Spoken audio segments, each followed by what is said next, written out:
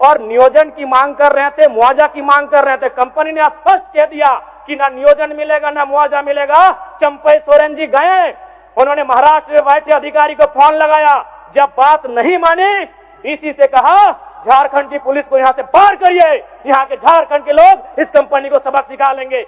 ये बोली होनी चाहिए कि मुख्यमंत्री की इसके आधार पर परीक्षाएं ली जाए, और नहीं तो ये मैया सम्मान योजना की राशि मैं सराहना करता हूं सरकार की, लेकिन कब तक बांध के रखेगी हमारे नौजवानों को और हमारी उन माओं को जिनको आप 2,500 रुपए दे रहे हैं, लेकिन उन्हीं की बेटों और बेटी की नौकरियां जो 50,000, 70,000, 90,000। अब जेएसएससी को मंतव्य देना सरकार के अधिकार के क्षेत्र में आता है, तो आप उनको ये मंतव्य दीजिए कि ज्यादा से ज्यादा जो परीक्षा ली जाए वो हमारी भाषाओं में ली जाए। उदाहरण के लिए मंगरी यार बुधनी ढेकिया कुटेले गेल हले, ढेकिया कुटते कुटते कानी मोनी उंगरिया कुटाए ले। ये दूसरे राज्यों के अभ्यर्थियों को समझ में नहीं आएगा। उनसे ये पूछा जाए कि घैला और पहला में अंतर क्या होता है, दूसरे राज्य के अभ्यर्थियों को ये समझ में नहीं आएगा। आप अगर उनको सिलेबस देंगे तो सिलेबस को कोई भी याद कर सकता है, उन्हें सिलेबस नहीं।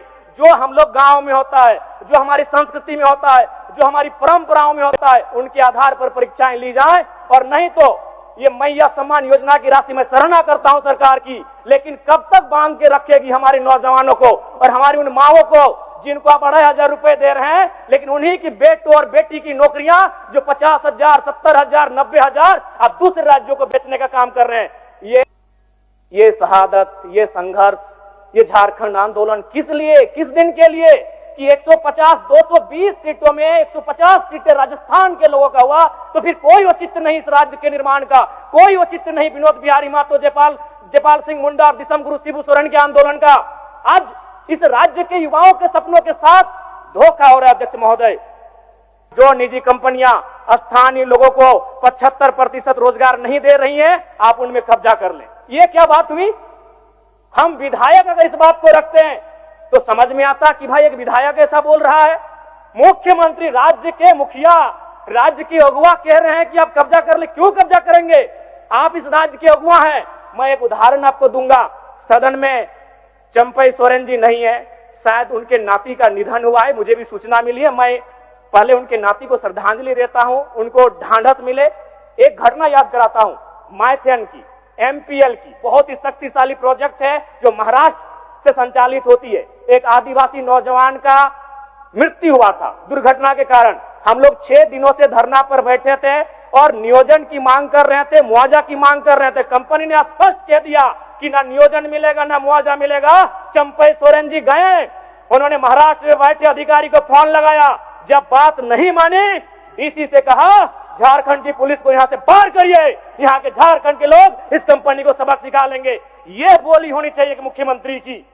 चंपई सोरेन जी ने स्पष्ट कहा कि अगर ये कंपनी हमारी बात नहीं सुन रही है तो इसे यहां डीसी को उन्होंने सीधे निर्देश दिया हमारे सामने, धनबाद डीसी को, कि आप जितना भी झारखंड पुलिस यहां तैनात है सबको बाहर करिए। अगर ये हमारी जमीनों पर खड़ा होकर हमारी बात नहीं सुनता है तो यहाँ के लोग इसे देख लेंगे। इसलिए ये मुख्यमंत्री का बयान नहीं होना चाहिए कि आप कब्जा कर लें। मुख्यमंत्री का बयान ये होना चाहिए अध्यक्ष महोदय, उनका नीति नियम बनाने का बयान होना चाहिए। इसलिए आज इस राज्य को अगर आवश्यकता है तो नियोजन नीति की आवश्यकता है। आज नियोजन नीति नहीं रहने के कारण हमारे राज्य के युवा पलायन कर रहे हैं, हमारे राज्य के युवा बेरोजगारी का सामना कर रहे हैं और कई अवसरों पर तो आत्महत्या तक का प्रयास कर रहे हैं। इसलिए अध्यक्ष महोदय, आज इस राज्य को आवश्यकता है, नियोजन विभाग के बजट पर बहस हो रही है, इस राज्य को नियोजन नीति की आवश्यकता है। मैं यहाँ संविधान का, भारत के कानूनों का, चूंकि भारत का संविधान जो कि कहता है 16(2) हम धर्म, जाति, नस्ल, लिंग, वंश, जन्म स्थान या निवास स्थान के आधार पर सरकारी नौकरियों में भेदभाव नहीं कर सकते हैं। मैं भारत के संविधान का सम्मान करता हूं, लेकिन इसमें कहीं नहीं लिखा है कि हम भाषा के आधार पर भेदभाव नहीं कर सकते हैं। अध्यक्ष महोदय, राज्य सरकार को चाहिए कि जिला नहीं, अगर संभव हो तो प्रखंड में जाकर भाषा का चयन किया जाए और भाषा के आधार पर परीक्षा लिया जाए। भारत का संविधान कहीं आड़े नहीं आएगा, क्योंकि भारत का संविधान भाषा की बात नहीं करता है। भारत का संविधान धर्म, जाति, लिंग, नस्ल, जन्म स्थान और निवास स्थान की बात करता है। इसलिए अध्यक्ष महोदय, मैं सरकार को यह सुझाव देना चाहूंगा, अगर आपसे जिला स्तरीय नहीं हो पाता है तो आप प्रखंड में जाइए और वहां कौन सी भाषा बोली जाती है उस भाषा के आधार पर परीक्षा लीजिए। महतो जी अपना वक्तव्य प्रारंभ करें। बहुत बहुत धन्यवाद मान्यवर। सबसे पहले छोटा सा आग्रह है कि जो सवाल हमें दिए जाते हैं कृपया 11-10 बजे रात तक दिए जाए महोदय। 1-2 बजे दिए जाते हैं और तैयारी 3 बजे 4 बजे सुबह तक करनी पड़ती है। आज मैं बीमार हूं और अभी पैरासीटामोल की दवा खाकर सदन को अटेंड कर रहा हूं, इसीलिए करबद्ध प्रार्थना है कि 11 बजे से पहले हमें सवाल दिए जाए। बिल्कुल ये बात आ चुकी है जरा। तबीयत मेरा बहुत खराब नहीं, है। आज व्यवस्था करते हैं, आज व्यवस्था करो। तो सबसे पहले आज श्रम नियोजन प्रशिक्षण विभाग एवं उद्योग विभाग के अनुदान मांग बजट पर मैं इस वाद विवाद में कटौती प्रस्ताव के समर्थन में अपनी बात रखने आया हूं। अध्यक्ष महोदय, यह विभाग काफी महत्वपूर्ण विभाग है। अगर झारखंड आंदोलन की बात करें, जब धनबाद कोयलांचल से इस आंदोलन को गति दी गई थी तो श्रमिकों का एक बहुत बड़ा योगदान था। लेकिन आज अगर मैं श्रमिकों की बात करूं, श्रमिक वे होते हैं जो अदृश्य नायक की तरह इस राज्य के निर्माण में अपनी भूमिका का निर्वहन करते हैं, चाहे वो विधानसभा के निर्माण की बात हो, सड़क पुल के निर्माण की बात हो या बगल में हाईकोर्ट या क्रिकेट स्टेडियम के निर्माण की बात हो। लेकिन जब हम उनकी सुविधा की बात करते हैं अध्यक्ष महोदय, तो हमें लगता है हमारे राज्य के पास उनके लिए कोई तैयारी नहीं। मैं बात कर रहा हूं हमारी दिहाड़ी मजदूरों की, सब्जी और फल विक्रेताओं की और उन हजारों टेम्पो चालकों की जो बिना किसी छुट्टी या सामाजिक सुरक्षा के झारखंड की अर्थव्यवस्था का चक्का घुमा रहे हैं। वर्तमान की स्थिति क्या है मान्यवर? वर्तमान में राज्य के श्रम कानूनों में इन ओपन मजदूरों के लिए कोई स्पष्ट और प्रभावी ढांचा मौजूद नहीं है। एक निर्माण श्रमिक या रेहड़ी पटरी वाला व्यक्ति जब सुबह घर से निकलता है तो उसे यह नहीं पता होता है कि आज काम मिलेगा या नहीं मिलेगा, और यदि काम मिल भी जाए तो दुर्घटना की स्थिति में उसके पास ना तो बीमा है, ना इलाज के लिए ESI की सुविधा है और ना ही बुढ़ापे के लिए PF का सहारा है। अतः मैं सरकार को स्पष्ट सुझाव देना चाहूंगा कि इन श्रमिकों को व्यवस्था के दायरे में लाने के लिए एक यूनिक वर्कर आईडी प्रणाली लागू की जाए। यह केवल एक कार्ड नहीं बल्कि उनके अधिकारों का सम्मान होगा। जितने भी असंगठित मजदूर, वेंडर और चालक इस आईडी के तहत उन्हें पंजीकृत किया जाए, मैं सरकार से यह मांग करना चाहता हूं। अध्यक्ष महोदय, प्रवासी मजदूर, मैंने हर बार प्रवासी मजदूरों की समस्याओं को लेकर विभाग से सवाल किया, विभाग का उत्तर मिला। हालांकि प्रवासी मजदूरों की दुर्घटना पर मंत्री महोदय का कोऑपरेट रहता है, उसके लिए मैं उन्हें बधाई दूंगा। लेकिन मंत्री महोदय, आपके पास डेटा बिल्कुल गलत रहता है। जो भी विभाग आपको डेटा देता है आपको स्पष्ट जानकारी नहीं देता है, क्योंकि आप कोरोना काल के आंकड़ों को निकालिए जिसमें माननीय मुख्यमंत्री श्री हेमंत सोरेन जी के नेतृत्व में लगभग 12 लाख प्रवासी मजदूरों को हम लोगों ने झारखंड सकुशल वापस लेकर आए थे। तो सवाल ये बनता है कि जब हम 12 लाख मजदूर वापस लेकर आए तो हमारे पास डेटा में मात्र 2 लाख उपलब्ध कैसे हैं? इतनी बड़ी असमानता कैसे? इतना बड़ा तालमेल का गड़बड़ी कैसे हो सकता है? अनुमानित 12 लाख हम लेकर आए थे और अगर मान लिया जाए तो हमें लगता है 16 लाख से ज्यादा प्रवासी मजदूर इस राज्य से बाहर दूसरे राज्यों में और दूसरे देशों में रहते हैं। तो इसलिए अध्यक्ष महोदय, मैं माननीय मंत्री महोदय से आग्रह करूंगा, और विशेषकर चूंकि आज एक ऐसे राज्य जो 40% खनिज संपदा देता है और उस राज्य में प्रवासी मजदूरों की संख्या में इजाफा होना भी इस राज्य के लिए चिंता का विषय है। अभी विजय कुमार महतो की मौत की जो बात थी वो ठंडी हुई नहीं कि उसी गांव में दूसरे प्रवासी मजदूर की फिर एक डेड बॉडी वापस आई है महोदय, जो कि बहुत ही चिंता का विषय है। आज सरकार को प्रवासी मजदूरों के हितों की रक्षा के लिए विशेष कानूनों को बनाने की आवश्यकता है। अब मैं बात करता हूं महोदय नियोजन की। अगर नियोजन की बात करें तो सबसे पहला बात, नियोजन के जो आंकड़े हैं उन आंकड़ों के अनुसार, और ये माननीय वित्त मंत्री महोदय ने अभी सार्वजनिक रूप से स्टेटमेंट दिया था कि हमारे पास नियोजन के आंकड़े लगातार घट रहे हैं। 2022 की स्थिति थी कि हमारे पास 5,33,000 पदों का सृजन था, जो 2023 में घटकर 4,66,000 हो गया। और आज की बात करें, एक दिन पहले माननीय सदस्य सत्येंद्र तिवारी जी ने भी सवाल किया था और जवाब मिला लगभग 45% जो पद हैं वो आज भी रिक्त हैं।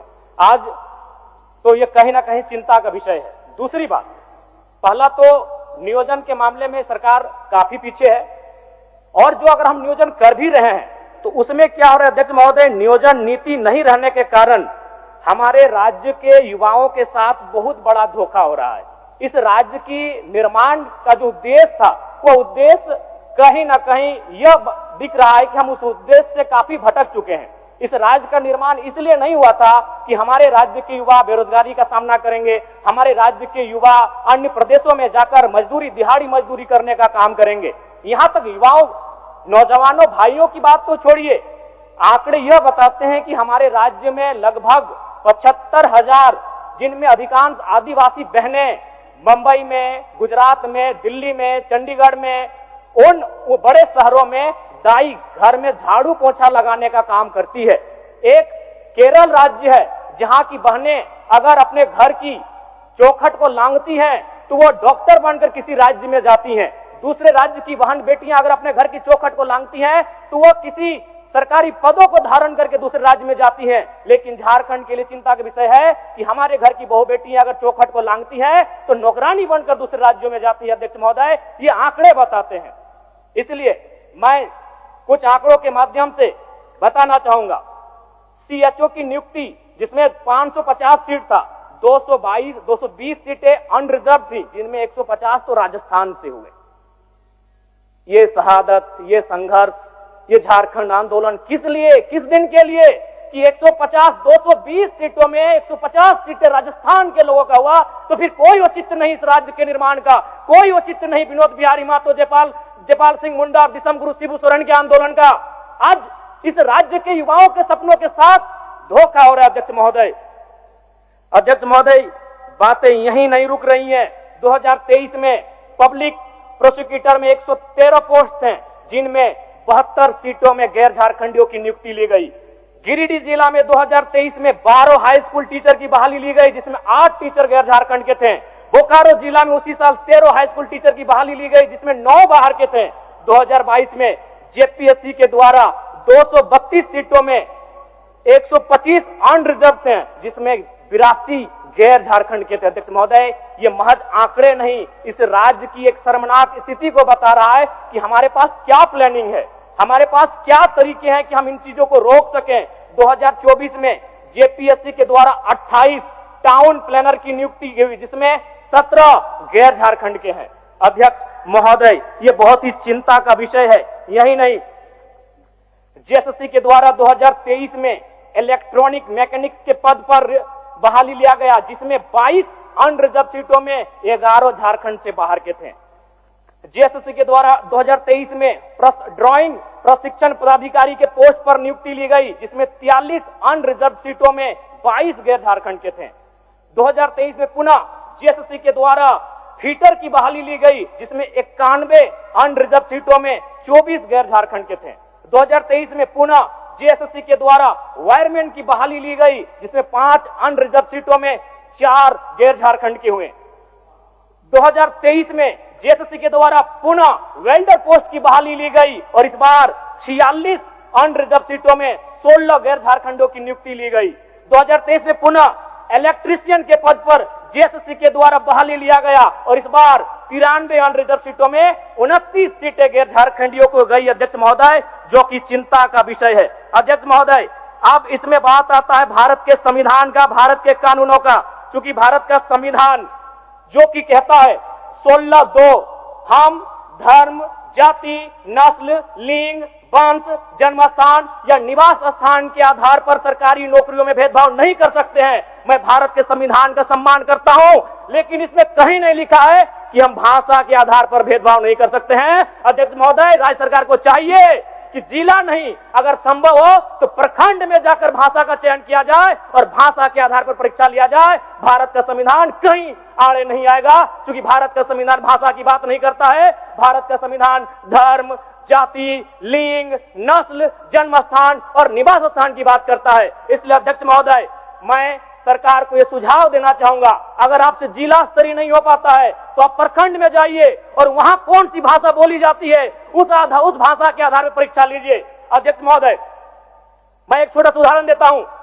अगर परीक्षा में यह पूछा जाएगा कि आंख का तारा का मतलब क्या होता है, तो इस सवाल को उत्तर बंगाल के स्टूडेंट भी देंगे, बिहार के स्टूडेंट भी देंगे, गुजरात और राजस्थान के भी स्टूडेंट देंगे। लेकिन अगर सवाल पूछा जाएगा पकड़ तरे हाथ करे करे झांक, हाथ से छूटल माछ और बांधे गड़ल कांच, एकर माने की लगे, दूसरे राज्यों के स्टूडेंट नहीं कर पाएंगे। और दूसरी बात, सिलेबस सेट करना जेपीएससी जेएसएससी का अधिकार क्षेत्र में आता है और जेपीएससी जेएसएससी को मंतव्य देना सरकार के अधिकार के क्षेत्र में आता है। तो आप उनको ये मंतव्य दीजिए कि ज्यादा से ज्यादा जो परीक्षा ली जाए वो हमारी भाषाओं में ली जाए। उदाहरण के लिए, मंगरी यार बुधनी ढेकिया कुटेले गेल हले, ढेकिया कुटते कुटते कानी मोनी उंगरिया कुटाए ले।